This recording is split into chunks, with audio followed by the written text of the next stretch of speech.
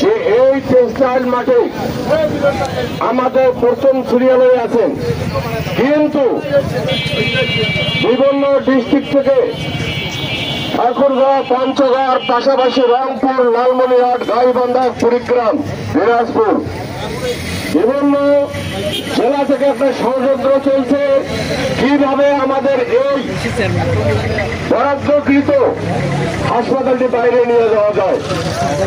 যদি কখনো এরকম পায়তারা তারা করতে চায়, আপনারা কি প্রশ্রয় দেবেন? এর জন্য আমরা কঠোর আন্দোলন কর্মসূচিকে বাধ্য হবে, ঠিক কিনা বলেন? তাই আপনাদের প্রতি আমার উন্নত আহ্বান, আজকে যদি আমরা এখানে 10,000 হয়েছি, আগামীকালে 10 লাখ রাস্তায় শুয়ে পড়বে ইনশাল্লাহ। কিন্তু আমরা এই হাসপাতালটি আমাদের এলাকা থেকে কোথাও নিয়ে যেতে দেব না। তাই এই অন্তর্বর্তী সরকারের উদ্দেশ্যে বলতে চাই, আজকে ঠাকুরগাঁও, পঞ্চগড় থেকে আমাদের নীলফামারীর যোগাযোগটা দেখেন। আমাদের সৈয়দপুর বিমানবন্দর আজকে আন্তর্জাতিক বিমানবন্দর হচ্ছে, সেটা আপনাদের দেখতে হবে। কুড়িগ্রাম, গাইবান্ধার কাছাকাছি রংপুর একটা বিশাল মেডিকেল কলেজ, দিনাজপুরে আব্দুল মেডিকেল কলেজ, কিন্তু আজকে আমাদের যে নীলফামারী মেডিকেল কলেজ সেটা আজকে এখনো পূর্ণাঙ্গভাবে বাস্তবায়িত হচ্ছে না, হয়নি। তাই আমাদের আবেদন, আমাদের এই অত্র এলাকায় যেন 1000 শয্যা বিশিষ্ট হাসপাতালটি স্থাপন করা হয়।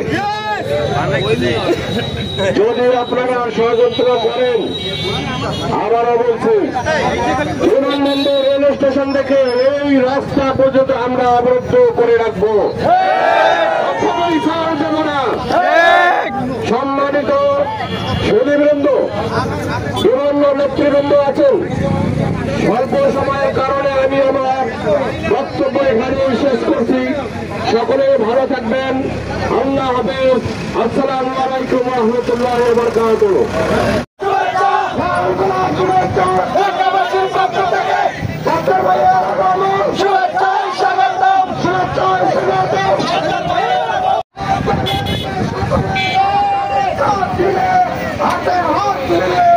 আপনাদেরকে ঐক্যবদ্ধ থাকতে হবে।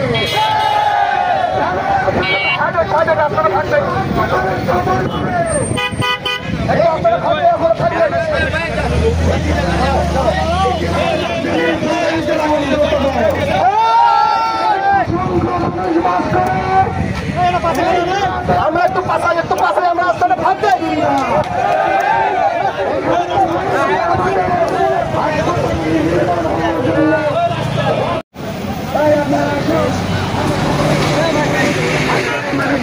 সকলে মানিত করি।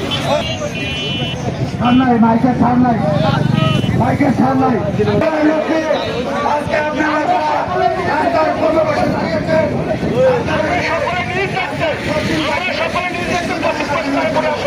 আমরা সবাই পশ্চিম পাশে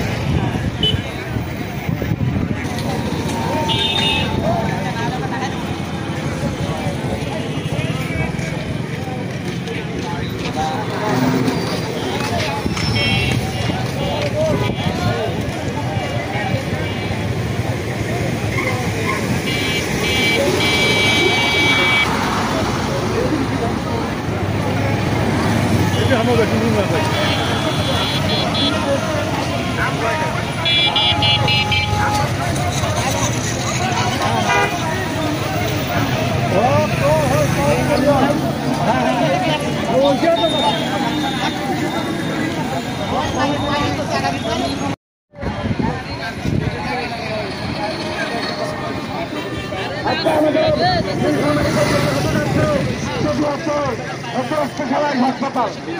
স্পেশালাইজ মানে হচ্ছে বিশেষজ্ঞ হাসপাতাল বা ডক্টর হাসপাতাল।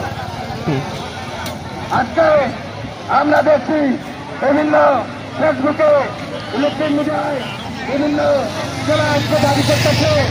আজকে আমরা আজকের এই মানববন্ধন থেকে আমাদের জেলা প্রশাসক মহোদয়, আমাদের ইউনো স্যার,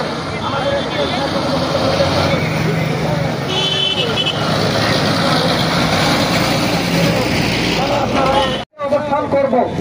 আমাদের মানববন্ধনটি এমন হবে, সেটা স্মরণকালের মানববন্ধন হবে, যেখানে ফাঁকা হয়ে যান, একটু ফাঁকা হয়ে যান, পাতলা পাতলা হয়ে আছে, একটু ফাঁকা হয়ে যান। জি,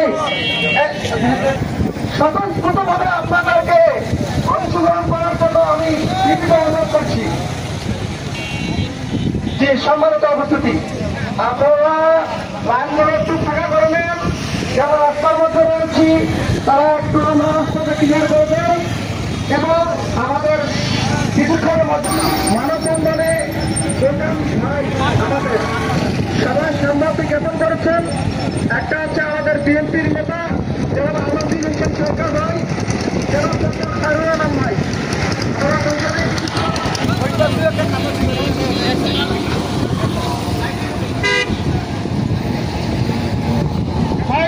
আমাদের লাইন যদি বিরাট থেকে ডিভিশন নম্বর যায় তারপরে ভালো, লাইন যত বড় হবে আমাদের এই মানববন্ধন তত সফল হবে। আপনারা কেন হিজিবিজি করে দাঁড়িয়েছেন? আপনারা সারিবদ্ধ হয়ে ফাঁকা ফাঁকা লাইন বড় করেন, লাইন আমাদের বিজয় বন্ধ করে দাও। আপনারা পিছনে থাকতেন কেন? আমাদের লাইন বড় করেন। আমাদের যদি আমরা হাসপাতাল চাই, আমাদের মানুষের সারা কাজ করতে হবে। সম্মানিত উপস্থিতি, আমাদের আজকের এই মানববন্ধনের কার্যক্রম এখনই শুরু হবে। এ পর্যায়ে পবিত্র কোরআন থেকে তেলাওয়াত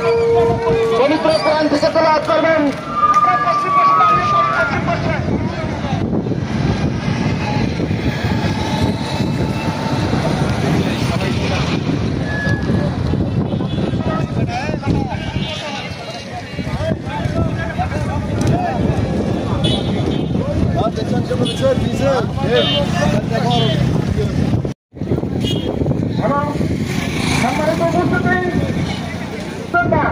সাদা ভাগের পিছনে সীমাবদ্ধ হয়ে দাঁড়িয়ে যান।